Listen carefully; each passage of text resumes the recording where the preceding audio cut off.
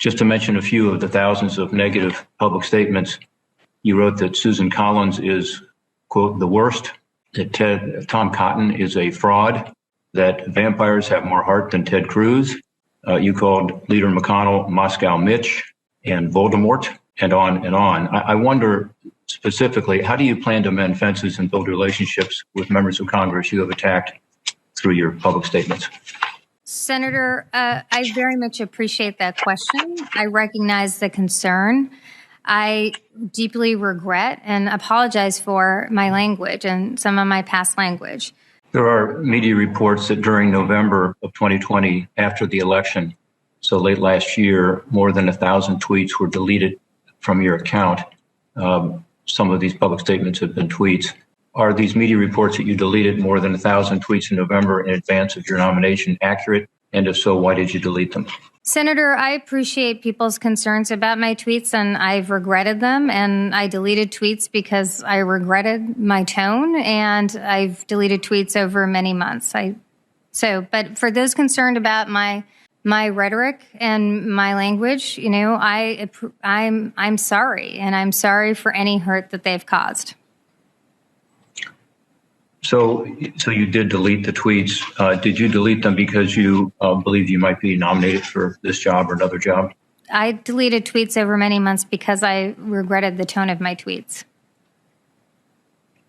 Okay, but specifically after the election, you deleted 1,000 tweets according to media reports. I take it from what you're saying today that's accurate. Is that true? I don't actually know, but I can completely concede the point. Okay. And I guess the question is, is that the right thing to do to go back and try to cover what you had said, given that you might be in a different position, which would be a nomination for a cabinet level job? With the removal of more than 1,000 tweets, there's still a lot of harsh partisan tweets on your account. I found through my staff, there are still 9 pages of tweets about Senator Ted Cruz, for example. How did you choose which tweets you wanted to delete and which ones you wanted to keep on your account?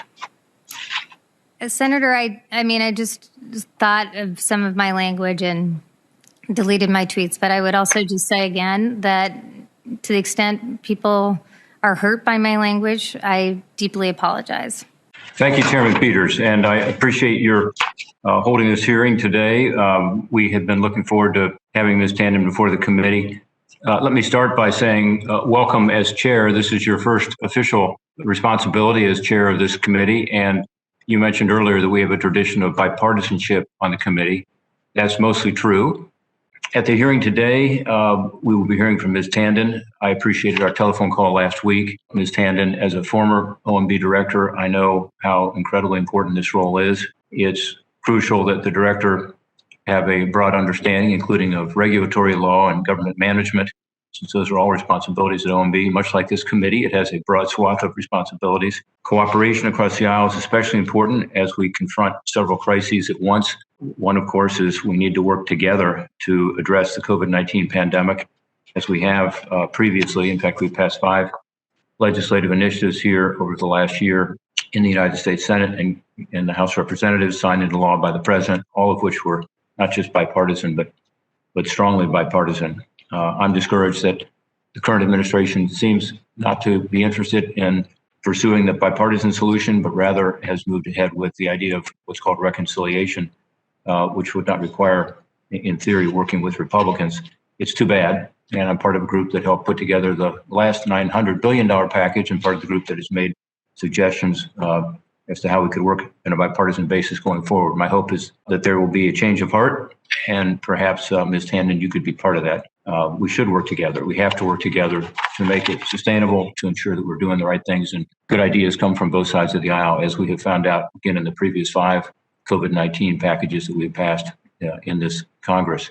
Let me focus today at the outset on the issue that many of my Republican colleagues have raised with me.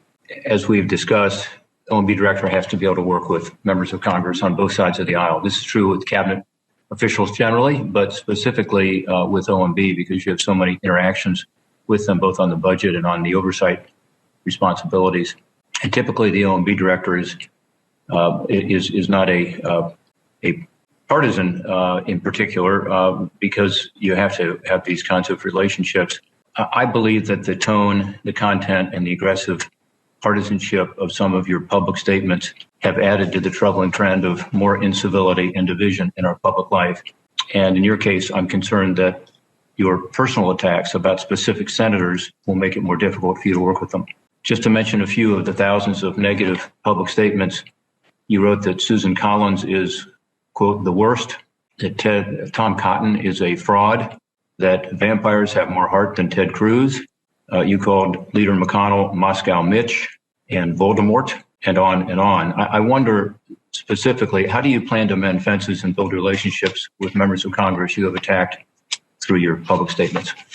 Senator, I very much appreciate that question. I recognize the concern. I deeply regret and apologize for my language and some of my past language. I recognize that this role is a bipartisan role, and I know I have to earn the trust of senators across the board.